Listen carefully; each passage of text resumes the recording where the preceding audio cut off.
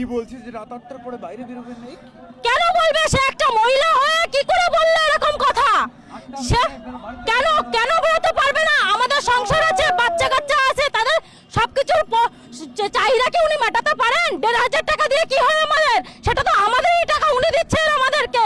আমাদের 1,060 টাকা আমরা নিচ্ছি, উনার টাকা নাকি এটা দিদিমণির টাকা, ভাইপোর টাকা। জয় শ্রীরাম।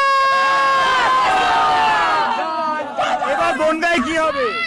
বনগাঁয় আবার বিজেপি সরকার, পুরো দেশে বিজেপি সরকার হবে। আরে তুই তো বাচ্চা।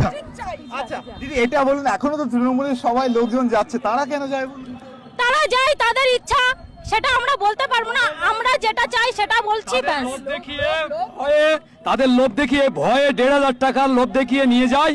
তাদেরকে বলা হয় তোমরা যদি মিটিং মিছিলে না যাও তাহলে তোমাদের 1,500 টাকার ওই লক্ষ্মীর ভান্ডার কাটা যাবে, এবং ঘরের যে টাকা আছে সেই টাকা অর্ধেক দিয়েছে সেই সরকার বলছে বন্ধ করে দেবে। এই সরকার যদি না পাল্টায় অভয়ার মতন আরো এরকম অভয়া জন্ম নেবে। তাহলে অভয়ার জন্য ভোটটা হবে। অবশ্যই আমরা অভয়ার জন্য, অভয়ার জন্য লড়বো। জয় শ্রীরাম। আমাদের ঘরে মেয়েরা আছে, আমাদের ঘরে মেয়েরা আছে, আমরা চাই না অভয়ার মতন, আমরা চাই না অভয়ার মতন আমরা সুরক্ষা না হোক। আমাদের ঘরে মেয়েরা আছে, আমরা চাই না যে অভয়ার মতন মৃত্যু হোক কারোর, আমরা সেটা চাই।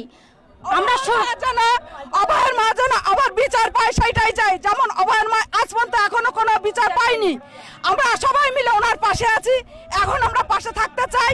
ওনার মতো মেয়ে আমারও ঘরে আছে। আচ্ছা বিজেপি আসলে কি পরিবর্তনটা হবে দিদি? অবশ্যই হবে, বিজেপি আসলে অবশ্যই পরিবর্তন হবে। সমস্ত রাজ্যে যেমন পরিবর্তন হয়েছে আমাদেরও বাংলায় পরিবর্তন হবে, এটা আমরা সবাই আশা করি।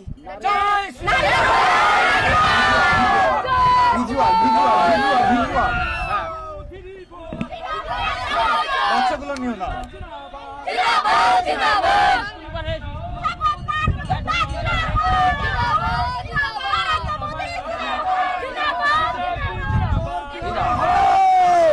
চোর তৃণমূল হটাও। নারী নির্যাতন, শিক্ষা দীক্ষা, স্বাস্থ্য, এই রাজ্যকে বাঁচাতে হলে একমাত্র বিকল্প রাস্তা হচ্ছে বিজেপি সরকার। পাল্টানো দরকার, চাই বিজেপি সরকার।